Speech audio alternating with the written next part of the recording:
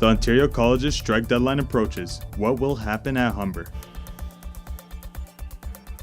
And to whichever State Department official After 5 years, a Canadian family has been rescued from the Taliban. Not going to see it, or the coming president. First pick in the 2014 NBA draft, Andrew Wiggins. Canadian basketball star Andrew Wiggins is getting a max contract. Humber News starts now. Hi, I'm Jason Rammer, coming to you from our newsroom at Humber's North Campus. Thanks for joining us. Here's what's making news this hour. The Ontario College's strike deadline is quickly approaching. A Change.org petition has been started in response to the potential strike, which could start by next Monday. Posted throughout Humber's North Campus are flyers that demand students get their tuition refunded for each day missed. Under the hashtag #WePayToLearn, the petition has already gained nearly 100 signatures. The union representing faculty members says they're willing to negotiate an agreement right until the deadline. If the strike happens, Humber states that all classes, including online ones, will be suspended. Students at the University of Gulf Humber will also have their classes suspended. No one knows for certain how long the strike will last. A Canadian man, his American wife, and their 2 children have been freed from terrorist custody.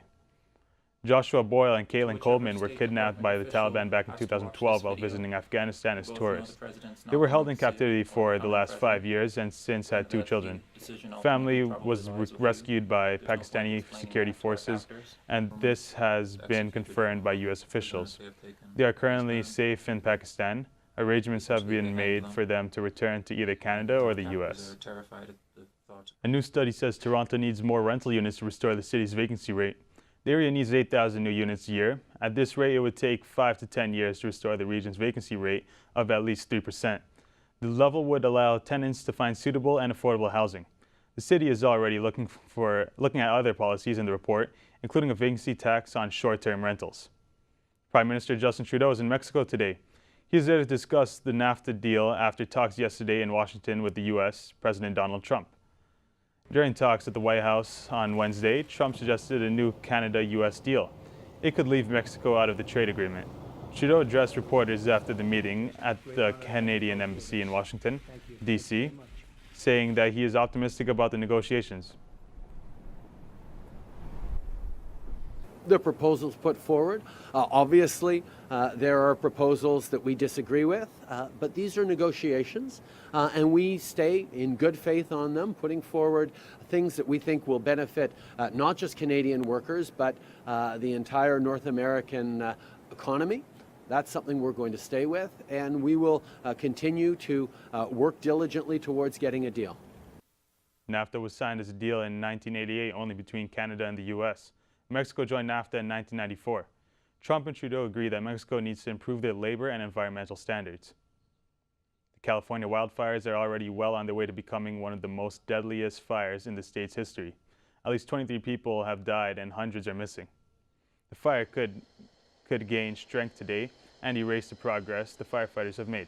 Steady winds with no humidity are expected to reach areas north of San Francisco, where the fires are burning. 3,500 homes and businesses have already been destroyed. Some smaller cities have even been evacuated in anticipation. 8,000 firefighters and other crew are battling the blazes. California's governor says the cost of the fires will be tens of billions of dollars. Thousands gathered in central Barcelona this morning to mark the National Day of Spain. Tensions remain high between the central government and Catalonia since they signed the symbolic Declaration of Independence on Tuesday.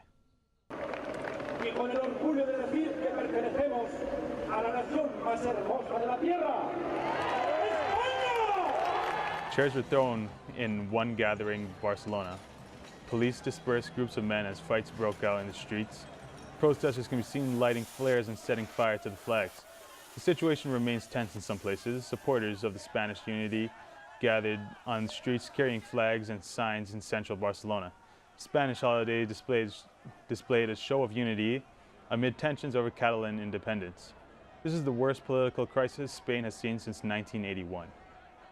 A lot of eyes were on skies today. An asteroid the size of an average house flew well within the moon's orbit early this morning, roughly traveling 50,000 kilometers above Earth.